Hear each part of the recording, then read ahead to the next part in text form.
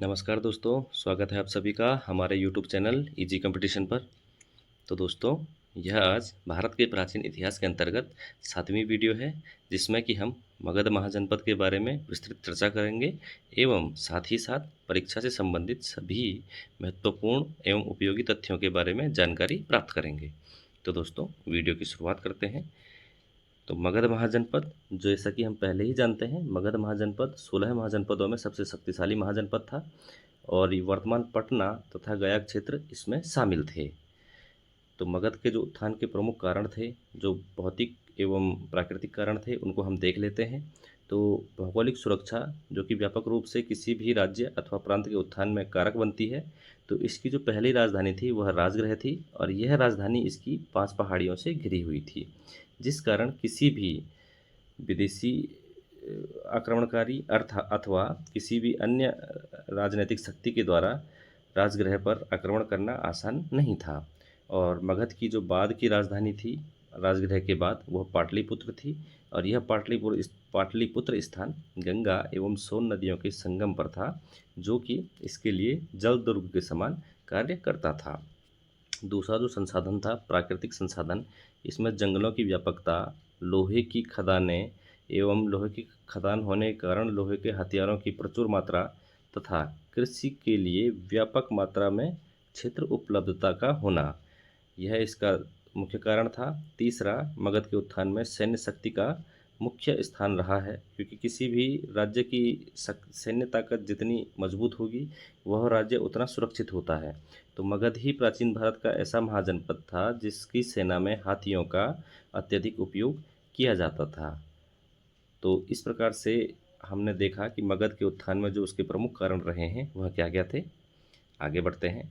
तो मगध महाजनपद के बारे में एक पौराणिक मान्यता भी है दोस्तों, उसको देख लेते हैं। तो महाभारत ग्रंथ के अनुसार मगध साम्राज्य का जो पहला वंश था वो बृहद्रथ वंश था और इसका संस्थापक का नाम बृहद्रथ ही था।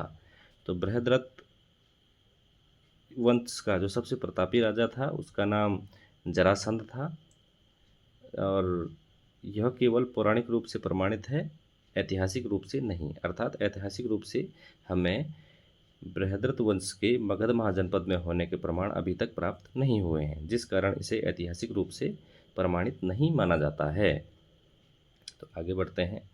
मगध में कितने राजवंशों ने राज किया था, इसके बारे में हम जानकारी देख लेते हैं।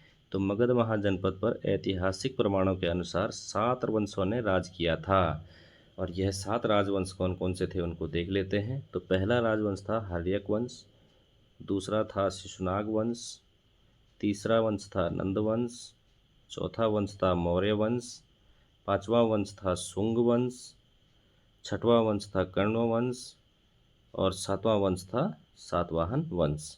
तो इस प्रकार से 7 अलग अलग वंशों ने मगध महाजनपद पर राज किया था। तो आगे हम इस वीडियो में आज हर्यक वंश, शिशुनाग वंश एवं नंद वंश के बारे में जानकारी एकत्रित करेंगे। तो आगे बढ़ते हैं। हर्यक वंश के बारे में देख लेते हैं। तो हर्यक वंश का शासन मगध महाजनपद पर 544 ईसा पूर्व से लेकर 412 ईसा पूर्व तक रहा है और इस राजवंश में मुख्य 4 राजा हुए हैं, जिनके बारे में हम आज जानकारी एकत्रित करेंगे। जिनमें पहला बिंबिसार है, फिर अजातशत्रु है, फिर उदयन है और फिर नागदशक है। तो बिंबिसार के बारे में पढ़ लेते हैं। बिंबिसार का जो राज रहा है वो 544 ईसा पूर्व से लेकर 492 ईसा पूर्व तक रहा है और इसके बारे में हम देख लेते हैं। हर्यक वंश की स्थापना बिंबिसार ने की थी एवं इसने हर्यक वंश की स्थापना के साथ साथ अपनी राजधानी गिरिब्रज में स्थापित की, लेकिन कुछ समय बाद इसने अपनी राजधानी को राजगृह स्थानांतरित कर दिया था। अर्थात हर्यक वंश का संस्थापक कौन है दोस्तों? बिंबिसार। और इसने अपनी राजधानी पहले कहाँ स्थापित करी थी? गिरिब्रज में करी थी और बाद में यह अपनी राजधानी स्थानांतरित करके राजगृह ले गया था। बिंबिसार ने शादी के दहेज में मिली भूमि से अपना साम्राज्य विस्तार किया था और इसने इस प्रकार से कुल कितने विवाह किए? 3 विवाह किए थे। बिंबिसार का पहला विवाह कौशल राज की पुत्री महाकौशला देवी से हुआ था और इसको काशी दहेज में मिला था। जैसा कि हमने अभी ऊपर देखा कि दहेज में मिली भूमि से इसने साम्राज्य विस्तार किया था। तो महाकौशला देवी से जब इसका विवाह होता है तो इसको दहेज में काशी प्राप्त होता है। आगे बढ़ते हैं। बिंबिसार का जो दूसरा विवाह है वो वैशाली की लिच्छवी राजकुमारी छलना से हुआ था और तीसरा विवाह उन्होंने मद्र वंश की राजकुमारी से किया था। इस प्रकार हर्यक वंश के संस्थापक बिंबिसार ने कुल 3 शादियां करी थी। ठीक है दोस्तों, आगे बढ़ते हैं। हर्यक वंश के बारे में, बिंबिसार ने युद्ध में अंगराज्य जीता था। अंगराज्य के बारे में आपने महाभारत में भी सुना होगा दोस्तों। तो इसने अंगराज्य जीता था और वहाँ का सेनापति इसने अजात शत्रु को बनाया था। ये वही अजात शत्रु है जो अभी आगे राजा बनेगा। और बिंबिसार के राज्यवैद्य का नाम क्या था? जीवक था। यह बहुत महत्वपूर्ण है दोस्तों। जीवक किसका राज्यवैद्य था? बिंबिसार का। और जीवक ने ही अवंती के राजा प्रद्योत को पांडु रोग से बचाया था। और यह बचाने वाला राज्यवैद्य कौन था? जीवक था। ठीक है दोस्तों, आगे बढ़ते हैं। अजात शत्रु के बारे में बात करते हैं। तो अजात शत्रु ने 492 ईसा पूर्व से लेकर 461 ईसा पूर्व तक राज किया। अजात शत्रु का अर्थ होता है शत्रु का विनाशक, अर्थात शत्रु का विनाश करने वाला अजात शत्रु कहलाता है। इसने अपने पिता बिंबिसार की हत्या की थी और बिंबिसार की हत्या करने के बाद ही यह राजा बना था। इसलिए इसका नाम पितृहंता भी है, अर्थात इसको पितृहंता भी कहते हैं। अजातशत्रु के शासन के समय ही पहली बौद्ध संगीति हुई थी। दोस्तों, हमने जब बौद्ध धर्म के बारे में इससे पहले जानकारी प्राप्त करी थी तो उसमें हमने देखा था कि पहली बौद्ध संगीति के समय राजा कौन था? अजातशत्रु था। और वैशाली के युद्ध में इसने वैशाली को अपने साम्राज्य में मिला लिया था हरा करके। वैशाली से युद्ध करके इसने वैशाली को जीता था और अपने साम्राज्य में मिला लिया था। तो इस प्रकार हमने अजातशत्रु के बारे में पढ़ा। अब मगध के अंतर्गत जो हर्यक वंश का राजा था उदयन, उसके बारे में पढ़ लेते हैं। तो उदयन ने 461 ईसा पूर्व से लेकर 445 ईसा पूर्व तक राज किया, शासन किया।